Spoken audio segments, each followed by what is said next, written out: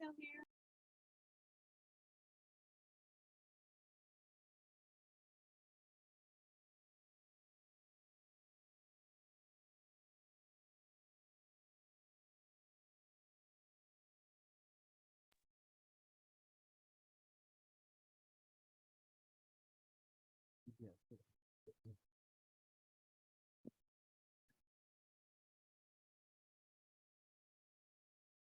Good evening. Welcome to Oconee County Board of Commissioners meeting. Today is Tuesday, April the 4th, 2023. If you're joining us virtually, to comment during the public comment portions of the meeting, please use the raise hand feature in Zoom. After a moment of silence, I'm going to ask Chuck Horton to lead us in the pledge. Please stand.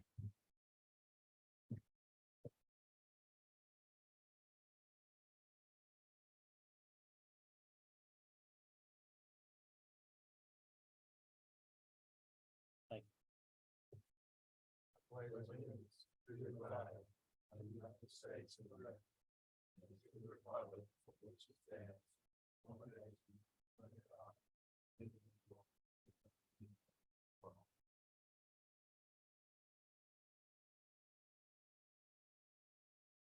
First item of business will be to approve the agenda. Second. Here, a motion second, all in favor? Thank you. Motion carries. Any statements and remarks from citizens on anything not on the agenda? Yeah, come on up. Just state your name and address for us, and I'm Joe Lane, I'm 1017 Old Madison Highway on the south end, Tappan Spur.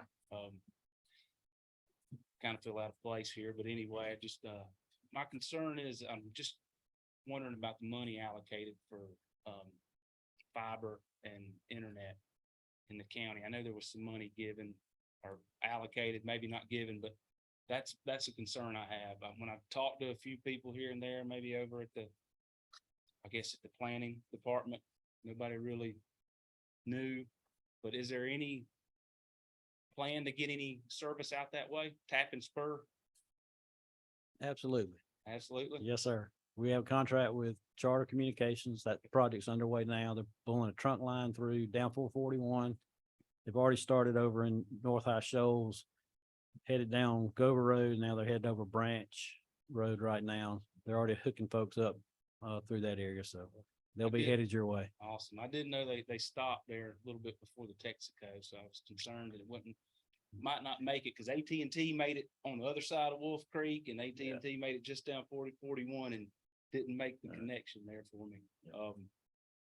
Another one, that road, Tappan Spur. I mean, I know the county does a great job of patching the holes, but my wife's getting tired of me wiping tar off two of her nice vehicles. And I mean, it happens regularly. That road's in terrible shape right now. I know they're probably going to do a little redirecting when the state at some point widens that road there. But that is a concern of ours. Okay.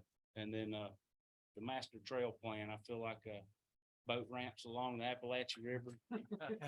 It's a little much. I mean, we have 1,200 acres there, and you know, that's a concern of ours. It's not something we're really for, because of the litter and the trash and stuff that it's going to bring. Okay. So that's about all I got. All right. The internet's good. All right. Thank you, sir. Yeah. Don't. Is that all right? They sure. Okay. Any other citizen comments on anything not on the agenda tonight? Anyone virtually? Any statements or comments from commissioners? Next time is approval of the minutes. This is for our regular meeting on March 7th, town hall meeting on March 21st, and the agenda setting meeting on March the 28th. Chairman, I got one correction, I think, for the town hall on the rec advisory committees. I think that's supposed to be Jason Hill. HEWELL, last name and the attendees. You got it? I do. I copied the list as it was sent to me, but I'll double check that. Jason Hill. H-E-W. Okay. Yeah.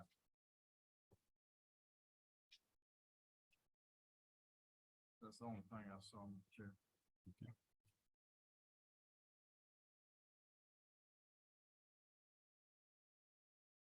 Okay.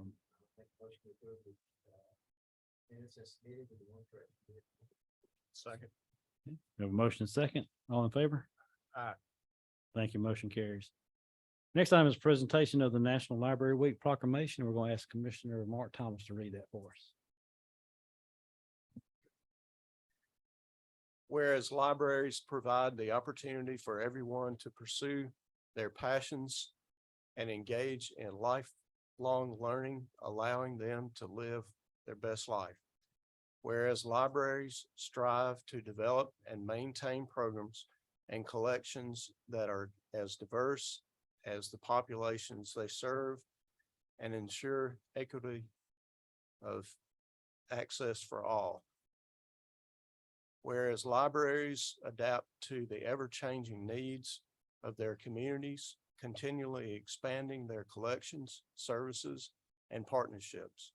Whereas libraries play a critical role in the economic viability of communities by providing internet and technology access, literacy skills, and support for job seekers, small business, and entrepreneurs. Whereas libraries are accessible and inclusive places that promote a sense of local connection, advancing understanding, civic engagement, and shared community goals. Whereas libraries, librarians, and library workers are joining library supporters and advocates across the nation to celebrate National Library Week. Now, therefore, be it resolved that we, the Oconee County Board of Commissioners, proclaim National Library Week, April 23rd through the 29th, 2023. During this week, I encourage all residents to visit their library online to access resources and services. Because of you, libraries transform lives and communities. Oconee County Board of Commissioners. Thank you. We do have our Ms. Norris here with us. Please, if you'll come up front, we'll present you with the resolution. Can I speak now? Oh. I don't go anywhere I don't speak. I just personally and tell you how much I appreciate this proclamation, and I'm here to accept it on behalf of the board and the staff and all of the people who utilize, all the people in the county who utilize the library. I also want to thank you for your continued support of the library. We wouldn't be there without you. And so it's so important that you recognize us as being a good source for the county. I also want to thank you for the long-term support for the building of the new library. It's a building all of Oconee County will be proud of, and that would not have happened without you. And just on a little personal note, I want to thank you for trusting in me to represent you on the library board, and invite you, all of you, to attend the groundbreaking that will happen April the 14th at 10 o'clock at the site. We are already in construction, but we're going to break ground now. So come join us, please. Now, thank you. I appreciate it.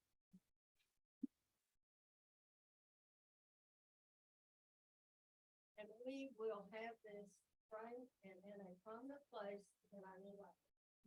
Is that good? All right. Thank you. Just appreciate it. Thank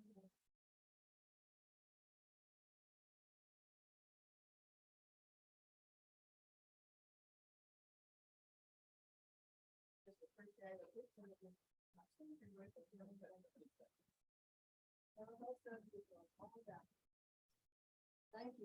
Thank you.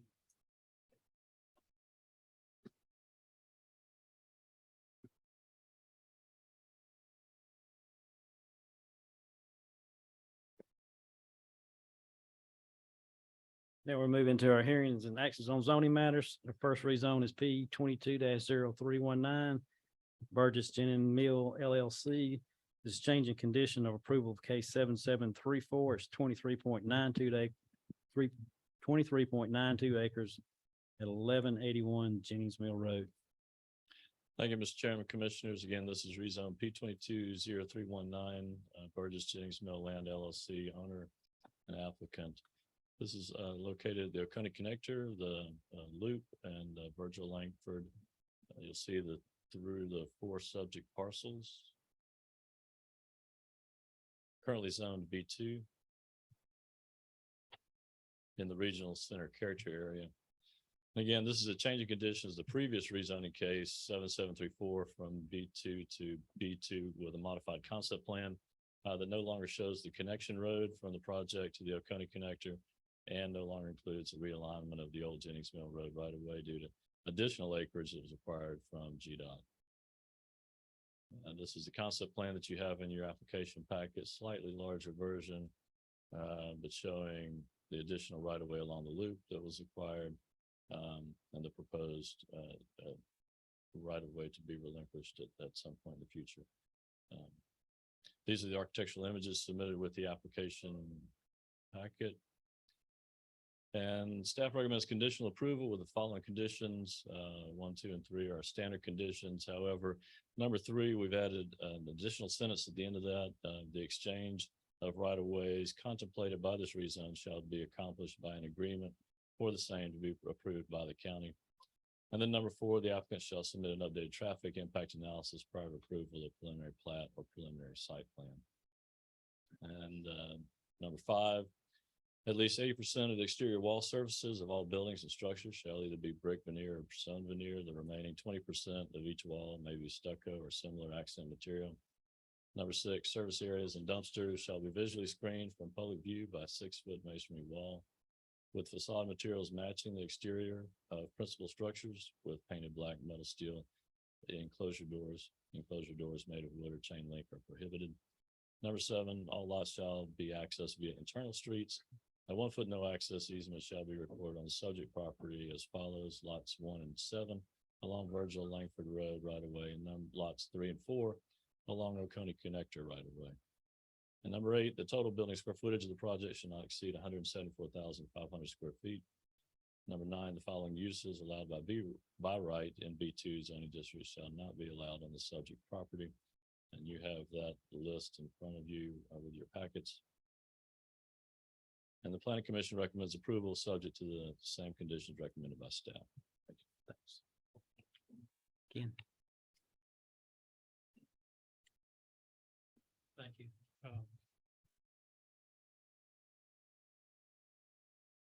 My name's Ken Bell and Company, and we prepared the rezone plan that you're going to be acting on this evening.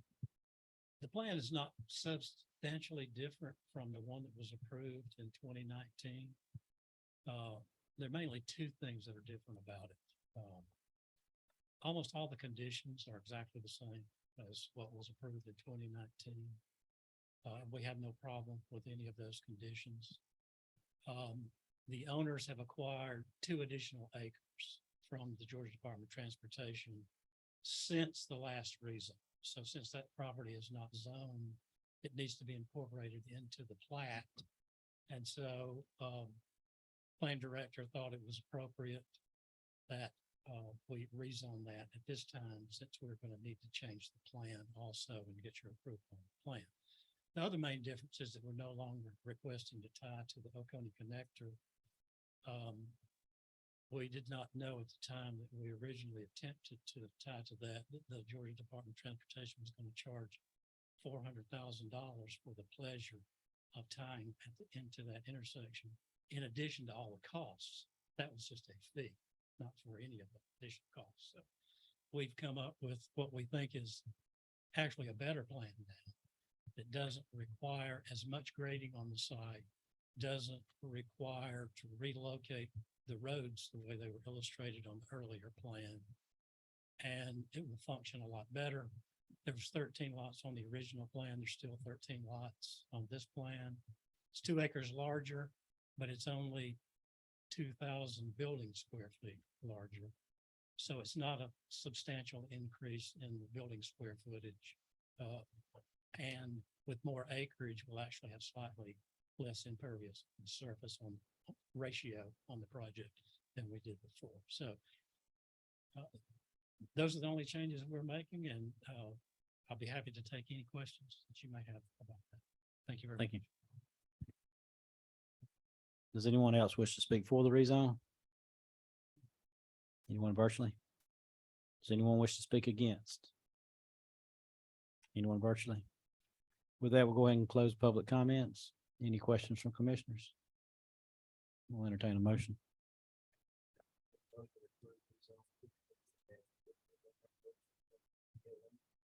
Change condition approved for case 7734 plus minus 23 plus 23 plus 1181 Eastman Road with an act conditions. Second. Okay, we have a motion and a second to approve rezone P 22-0319 with 9 conditions. Any discussion? All in favor? Aye. Thank you. Motion carries. Next item is rezone P 23-0015.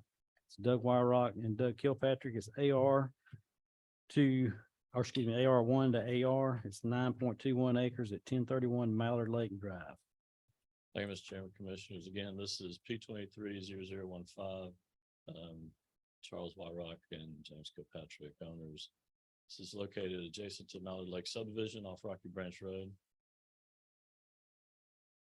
It is currently zoned AR in the suburban neighborhood character area. And again, the request is revise rezone case 551 to allow for a minor residential subdivision of 3 lots. The property was originally part of the Mallard Lake subdivision as a future development area. This is the concept plan that you have in your application package showing the 3 lots. The proposed architectural images. And staff recommends conditional approval with our 3 standard conditions. Planning Commission recommends approval of the same conditions. Thank you. Frank?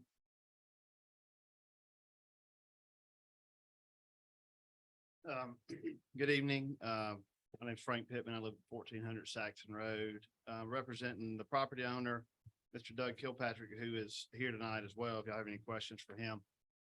But as Mr. Herring mentioned, this property was part of the Mallard Lake subdivision and was always intended to be a future phase of development. When this was rezoned originally, there was a condition on the zoning that said no more subdivision, no more lots could be cut off without coming to you guys first. So we're coming to you guys. The existing zoning is AR1, which for 9 acres would allow 1 acre lots. So they could do up to 9 lots. We're not wanting to do that. They want to do 3 lots that are roughly 3 acres apiece that would all share a common private drive that would be maintained by the property owners.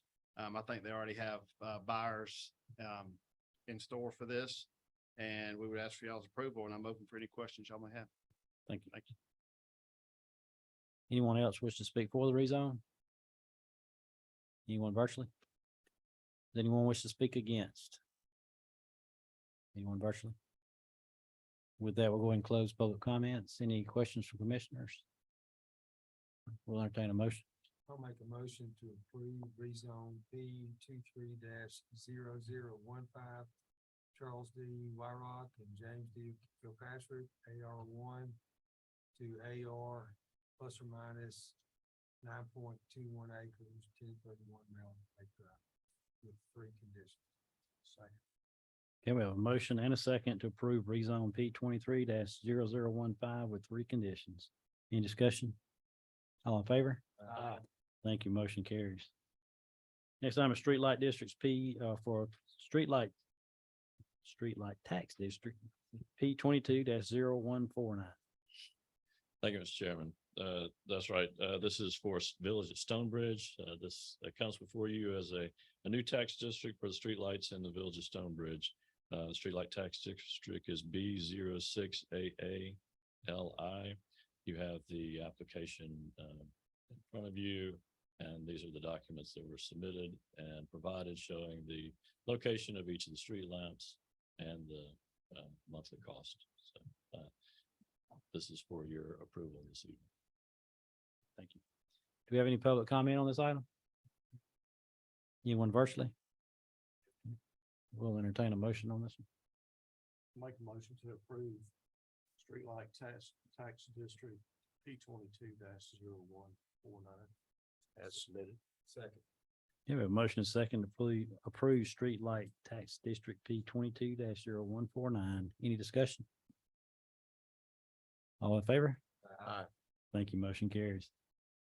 Next item is street light tax district P 22-0162. Guess I could have just stayed up here. Streetlight tax district, P 22-0162 is also, known as A3LI or L1, and this is for River Rock Phase 1. Again, you have this, in your application package showing the dollar amount cost per lot, and the, letters from Walton received, and as well as the locations, of each of the, street lamps. Thank you. Any public comment? Anyone personally? Okay, we'll entertain a motion.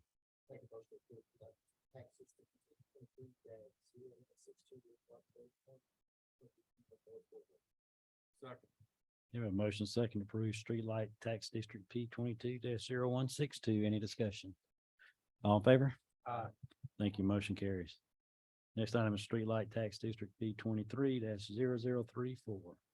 Thank you, Mr. Chairman. This is for Stonewood Phase 3, streetlight tax district B06TL3. And you have, again, the cost per lot and the location of each of the lamps as shown in your packets. Thank you. Any questions? Any public comment? Anyone virtually? We can entertain a motion at this time. Make a motion to approve streetlight district P 23-0034 as submitted. You have a motion second to approve streetlight tax district P 23-0034. Any discussion? All in favor? Aye. Thank you. Motion carries.